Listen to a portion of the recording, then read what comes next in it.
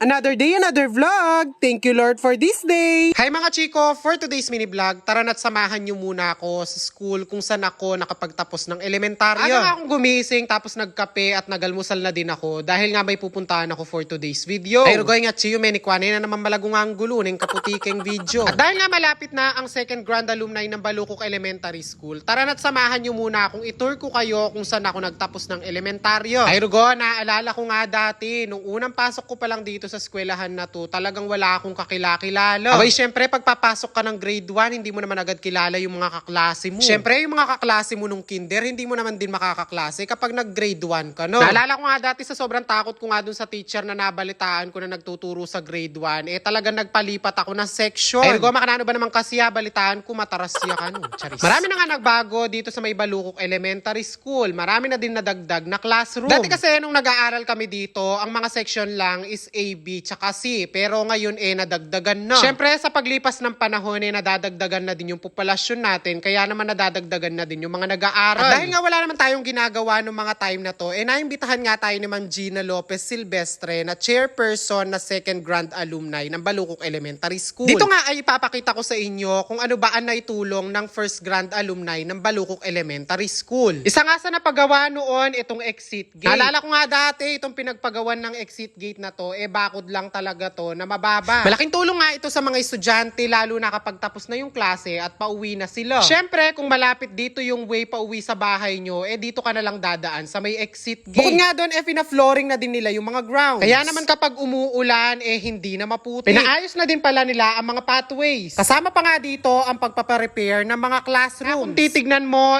maganda yung mga classroom ngayon. Ay rugo, kung akong estudyante ngayon talagang gaganahan na akong mag-aral, lalo na kapag maganda yung classroom na. Isinama na nga din pala dito ang pagpapataas ng bako. Kaya kung mapapansin mo nga, kahit matangkad ako, hindi mo na makikita yung mga estudyante na nasa loob. Ay rigone, kalaguna na talaga ng Balukok Elementary School ng Karakalmeg Bayu. Kasama din pala sa napagawa nung first grand alumni itong gate na malaki na to. O diba, maragol din kasing sao patse ating grand alumni. Bukod nga kasi sa magkakabanding kayo ng mga kabatchmate at mga kaklase mo nung elementary, nakakatulong ka pa sa alma mater mo. According nga kay Ma'am Gina Lopez Silvestre na chairperson na second grand alumni ng Balukok Elementary School, all the proceeds will be used for elevation of covered court and installation of bleachers. Sobrang ganda nga ng plano nila para sa covered court na to at syempre makikinabang ang mga mag-aaral ng Balukok Elementary School. Ay rigo mga che, napakaswerte nga ng mga estudyante ngayon kasi nung kami nag-aaral dito talagang damo-damo pa to kapag nagpa-flag ceremony kami talagang tumatagtik yung pawas namin. Kaya naman po sa mga nagtapos dito sa Balukok Elementary School mula nung 1960 to 2010, you are invited for the second grand alumni. At para naman sa mga katanungan about sa darating na second grand alumni homecoming, pwede nyo pong i-message si Ma'am Gina Lopez Silvestre para sa mga karagdagang impormasyon. At dahil nga kasama tayo sa second grand alumni homecoming ng Balukok Elementary School, magkita-kita po tayo sa September 2, Saturday at 3 p.m. Dito lang yan sa Balukok Elementary School Covered Court.